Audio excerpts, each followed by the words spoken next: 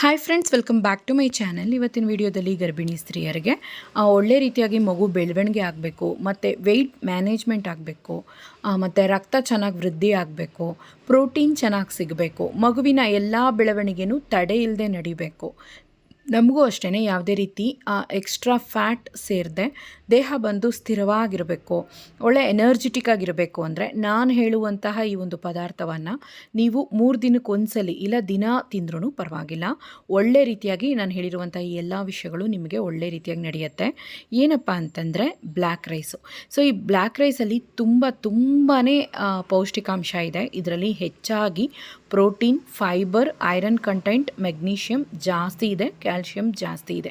So ಇದನ್ನು ದಿನ ಒಂದು 100 ಗ್ರಾಮಷ್ಟು ನೀವು ರೈಸ್ ಎತ್ಕೊಂಡು ಅದನ್ನು ಅಕ್ಕಿಯನ್ನು ಚೆನ್ನಾಗಿ ವಾಶ್ ಮಾಡಿ ಇದನ್ನು ಬಂದು ಕುಕ್ಕರಲ್ಲೇ ನೀವು ಕುಕ್ ಮಾಡಬೇಕಾಗುತ್ತೆ. ಯಾಕಂದರೆ ತುಂಬ ಹೊತ್ತು ಬೇಯಿಸಬೇಕಾಗುತ್ತೆ. ಇದನ್ನು ಪೊಂಗಲ್ ರೂಪದಲ್ಲಿ ಬೆಲ್ಲನ ಹಾಕ್ಕೊಂಡು ಒಂದೊಳ್ಳೆ ರೀತಿಯಾಗಿ ಪೊಂಗಲ್ಲು ಬೆಲ್ಲ ಹಾಕೋದ್ರಿಂದ ಐರನ್ ಕಂಟೆಂಟ್ ಇನ್ನೂ ಜಾಸ್ತಿ ಆಗುತ್ತೆ.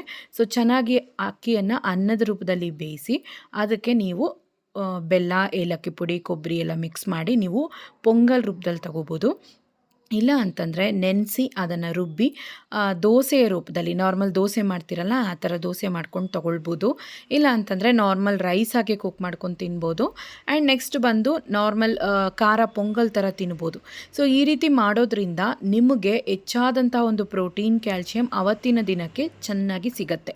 ಸೊ ಇದರಿಂದ ಮಗುವಿನ ಡೆವಲಪ್ಮೆಂಟಲ್ಲಿ ಯಾವುದೇ ರೀತಿ ಕೊರತೆ ಇರೋದಿಲ್ಲ. ಮಗುಗೆ ಮೂಳೆಗಳ ಬೆಳವಣಿಗೆ ಗಟ್ಟಿಯಾಗುತ್ತೆ, ಮಗುಗೆ ರಕ್ತ ವೃದ್ಧಿ ಆಗುತ್ತೆ. ನಿಮಗೂ ಅಷ್ಟೇ ವೆಯ್ಟ್ ಅನ್ನೋದು ಜಾಸ್ತಿಯಾಗಿ ಗೈನ್ ಆಗಲ್ಲ. ಇದು ಬಂದು ನೀವು ವೈಟ್ ರೈಸ್ಗೆ ಹೋಲಿಸೋವಾಗ ಇದರಲ್ಲಿ ಹೆಚ್ಚಾದಂಥ ಪ್ರೋಟೀನ್, ಕ್ಯಾಲ್ಶಿಯಂ, ಫೈಬರ್ ಇದೆಲ್ಲನೂ ಹೇರಳವಾಗಿದೆ. ಇದನ್ನು ತಿನ್ನೋದ್ರಿಂದ ನಮಗೆ ಹೆಲ್ತ್ ಬೆನಿಫಿಟ್ಸ್ ಜಾಸ್ತಿ. ಸೊ ಇದರಿಂದ ಕ್ಯಾನ್ಸರ್ ಬರೋದನ್ನು ಕೂಡ ತಡೆಯುತ್ತೆ ಅಂತ ವಿಜ್ಞಾನಿಗಳು ಹೇಳ್ತಾರೆ. ಸೊ ಇದನ್ನು ಬಂದು ಆಲ್ಮೋಸ್ಟ್ ನೀವು ದಿನ ಸ್ವಲ್ಪ ತಿಂತಾ ಬಂದ್ರಿ, 100 ಗ್ರಾಮ್ ಅಷ್ಟು ರೈಸ್ ತಿಂತಾ ಬಂದ್ರಿ ಅಂದರೆ ಒಳ್ಳೆ ರೀತಿಯಾಗಿ ನಿದ್ದೆ ಪ್ರಮೋಟ್ ಆಗುತ್ತೆ, ವೆಯ್ಟ್ ಬಂದು ಮ್ಯಾನೇಜ್ ಆಗುತ್ತೆ, ಹೆಚ್ಚಾದಂಥ ವೆಯ್ಟ್ ಗೈನ್ ಆಗಲ್ಲ. ಈಗ ಬಂದು ಪ್ರೆಗ್ನೆನ್ಸಿಯಲ್ಲಿ 10ರಿಂದ 12 kg ವೆಯ್ಟ್ ಬಂದು ನಾರ್ಮಲ್ ಆಗಿ ಗೈನ್ ಆಗಲೇಬೇಕು. ಆದರೆ ಕೆಲವರು 20 kg ವೆಯ್ಟ್ ಗೈನ್ ಆಗ್ತಾರೆ. ಬಿಕಾಸ್ ಜಾಸ್ತಿ ವೈಟ್ ರೈಸ್ ತಿನ್ನೋದ್ರಿಂದ, ಕಾರ್ಬೋಹೈಡ್ರೇಟ್ಸನ್ನು ಇಂಟೇಕ್ ಆಗಿ ತಗೊಳ್ಳೋದ್ರಿಂದ ವೆಯ್ಟ್ ಜಾಸ್ತಿ ಗೈನ್ ಆಗುತ್ತೆ. ಈ ರೀತಿ ನೀವು ಬ್ಲ್ಯಾಕ್ ರೈಸನ್ನು ತಿನ್ನೋದ್ರಿಂದ ನಿಮಗೆ ಜಾಸ್ತಿ ಹಸಿವಾಗಲ್ಲ, ಫಿಲ್ಲಿಂಗ್ ಆಗಿರುತ್ತೆ. ಸೊ ಮಗುಗೂ ಅಷ್ಟೇ ಬೇಕಾದಂಥ ಪೌಷ್ಟಿಕಾಂಶ ಚೆನ್ನಾಗಿ ಸಿಗುತ್ತೆ. ಮಗು ಬೆಳವಣಿಗೆ ಕೂಡ ತುಂಬಾ ಚೆನ್ನಾಗಿರುತ್ತೆ.